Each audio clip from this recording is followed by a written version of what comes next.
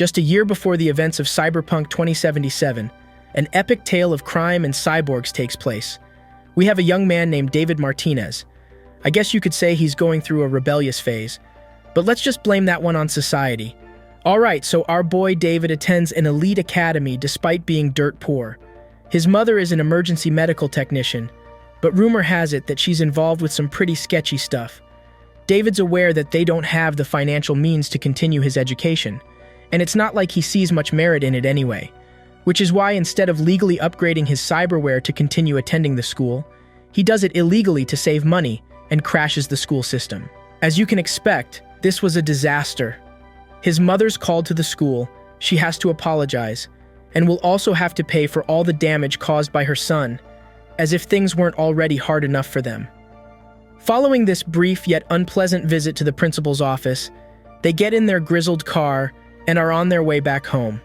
She's obviously quite upset, and she lets him know, but David just insists that he drop out. They don't have the money anyway. Plus, even if he does continue, it's not like the society will give a future to an unruly kid like him. Hearing this, his mother takes an emotional blow.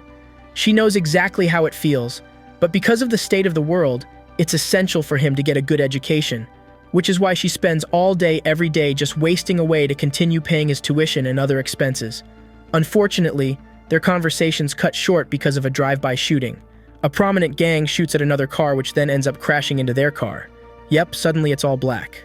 When David regains his senses, he realizes that he's stuck under the destroyed car parts. There's a fire going on, and he can see his mother's motionless body laying on the street. A medical service called the trauma team arrives, but since they aren't subscribers to the service, the medical assistance is denied. David couldn't help but curse in frustration. With the way they acted, the trauma team basically just said that his mother's free trial of living has expired. He somehow manages to get out of the crumpled car parts, and then takes his mother's unconscious body to a not-so-pleasant hospital. Here she starts receiving surgery. David leaves with her stuff to go and figure out the expenses. Not only did they have to pay for the hospital, but their apartment was also locked since the rent was overdue. He breaks through the window, and then finds the missing cyberware from a recent incident. He calls a certain doc who sells goodies on the black market and loves hooking up with simulations of girls. He wants to sell the cyberware to the doc, but hangs up since he was only going to get $10K for it. The next morning, while his mother is still in the hospital, he's on his way to school. But a student named Katsuo bullies the living daylights out of him together with his goons. And just when David is lying helpless in a random alley, he receives a call from the hospital telling him that his mother is now dead. Poor boy goes and picks up his mother's cremated remains. He can't even have a proper funeral. What's he supposed to do now? He's walking the night city streets, completely lifeless. And he still has to pay the school for that money they owe. With no one else to turn to, he calls the doc once again to sell that cyberware, but instead of the $10K, he says he'll only pay $6K. If that wasn't enough, he then receives a call from that bully named Katsuo, who insults him, and then also his mother's death. You can only imagine what David must have been feeling at that moment. Something inside of him triggers. He dashes straight to the doc's place and tells him to literally update his software with that cyberware. The doc is startled. He states that it'll end him, but David has resolved to go through with the surgery. Thanks to it, David suddenly gains extraordinary strength, speed, and agility. He was now a superhuman, but the physical repercussions are going to be insane. Now remember that bully named Katsuo? David shows up at his school once again, and this time he completely destroys him. So much so that the poor clown says he'll call his daddy. Apparently his daddy is someone famous. Anyway, David was done with the revenge. He goes back to the streets, his jacket's covered with blood because of the usage of his new cyberware. But while that is a problem, he still couldn't help but laugh his ass off at what he just did. Everyone looks at him after hearing his laughter, but he's already gone. He went back to the apartment to wash his jacket and relax on the couch.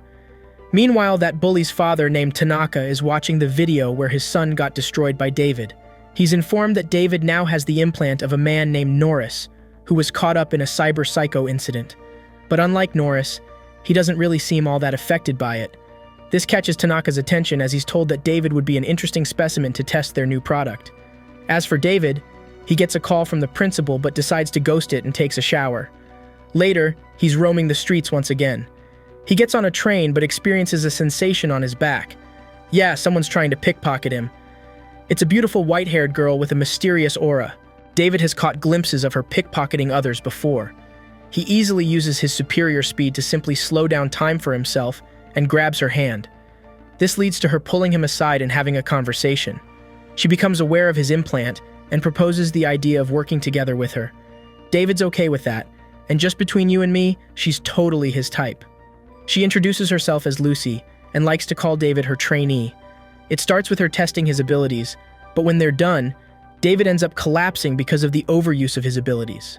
She takes him to the medical authorities, but since he doesn't have medical insurance and his implant was illegal, things get quite hectic. Lucy and David somehow manage to get away and make it to that doc's place. He's surprised to see that David is even alive after using the implant 8 times in a single day. Not only will he have to be careful with the number of times he uses the implant, the medicine he needs is also quite expensive. Lucy pays the docs the chips they stole, but it only gets them 2 days worth of meds. However, Doc tells David to get the implant removed. This rate, he'll only last a few more days. Besides, the psychological dangers inflicted by the implant are going to be terrific as well. Though David just walks out. He has a chat with Lucy while sitting on a bench, and then she invites him to her apartment. I like where this is going, guys. They have a drink, and she takes his jacket off. I'll need to then put it on herself so that she can reprogram it in order to display the letters Edgerunners on the back. David asks what it's about, and she explains that Edgerunners is pretty much just a different word from Cyberpunk. Following this conversation, David points out a poster on the wall, which seems to be about lunar life. He actively mocks the idea of life on the moon, but Lucy seems to have the exact opposite stance. One day, she'd like to leave Night City in order to fly to the moon. She then takes him to a virtual simulation of what it's like to be on the moon, but it only lasts a few minutes. He's brought back to reality by a man named Maine and his gang. Maine states that the implant he has on himself is supposed to be his, and punches David in the face. Lucy, on the other hand, is so chill, it's almost like she knew it would play out this way. Anyway, Maine also seems to be furious at his partner, who was supposed to bring this cyberware to him. David realizes that he's probably talking about his mother, and explains that he is Gloria's son. Unfortunately, she died 2 days ago. This somehow hits Maine in the feels. He also realizes that David is coping really well with the implant, and decides to add him to their ranks. David goes along with it, but as he may expect, he's disappointed about Lucy's honey trap. The man goes back to his apartment. He's depressed and angry. Come next morning and his mood is still the same, but surprisingly, he gets a message from the principal, who not only praises his performance for how he had destroyed Katsuo, but he also offers him a scholarship to make him return to the academy. All they ask is an apology, but David's moved on. He meets Maine and his gang in a warehouse, where he meets other quirky individuals. I'll talk about the important ones. We have Pillar. He's a big yet funny guy who gets underhanded jobs done. He has a cute sister named Rebecca, who also tags along and gets jobs done. Her tongue is really sharp though. There's Dorio. She's Maine's right hand. She's also quite strong. I mean, just look at her. She's shredded. Then there's Kiri. She's an enigmatic lady with a scary detachable jaw. There's more, but let's save them for later. For now, David has to join these on a heist. Their plan is to simply get some navigation data from an Arasaka bodyguard named Maxime. Looks like the guy in question was enjoying a boxing match, but they cleverly manipulate the match. And since the player he bets on loses, he starts crying and drinking. David was then going to get the data from him, but the bodyguard receives a call from his boss and prepares to leave. However, David and Lucy quickly get into his limbo as the others divert Maxime. It doesn't go as planned, and the bodyguard ends up placing a bounty on the car. Now the situation was even crazier. But just when they're about to be destroyed by members of a notorious gang, Maine comes in for the rescue and kills those gangsters. Things went south along the way, but they got what they needed, and so everyone celebrated in front of a bar. David was now fully accepted as a member, but Maine advised him to get more chrome to make things easier for himself. The celebration's quite fun. Pillar has everyone's attention thanks to his juggling skills, but a man with multiple eyes named Faraday appears and ruins the fun. He tells Maine that their heist was a failure and the data's useless, and then also mentions their next target, who just so happens to be Katsuo's father, Tanaka. They have to observe his actions. When Faraday leaves, Maine tells everyone that Faraday has money, which is why he's important to them, and then the party resumes. David sees Pillar trying to get closer to Lucy, while he himself is hit on by Rebecca as she welcomes him to the crew. Following this, David decides to give the principal a call and tells him basically to piss off. He then looks around to find Lucy, but looks like she and Pillar are both gone. Later, David becomes somewhat of an errand boy for Pillar and Rebecca. Maine teaches him how to drive, and he jogs with Lucy at night. Life's pretty hectic, but hey, at least it's fun. He's also helpful to the gang during missions. For example, he took out a gang of scavengers, rescued Rebecca from another gang, and then also helped Lucy with her pickpocketing heists as usual. She tells him that she's a talented netrunner, meaning unlike David, whose body was enhanced.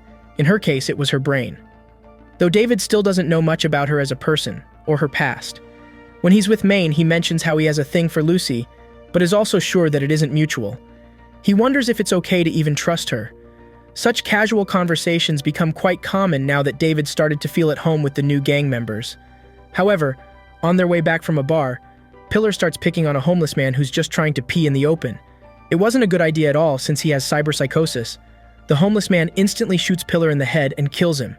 He then tries to attack Lucy, but David uses his powers to kill him. He then takes Lucy home, while the others stick around at the place of Pillar's death. Then, under the moonlit sky, Lucy states that her dream to go to the moon is indeed genuine. Hearing this, David makes an unwavering vow that he'll take her to the moon. The atmosphere is just right, and so Lucy kisses him. Thank you for watching. If you enjoyed this video and want to see a part 2, then leave a comment. Also, don't forget to like and subscribe if you want to see more content like this. Take care.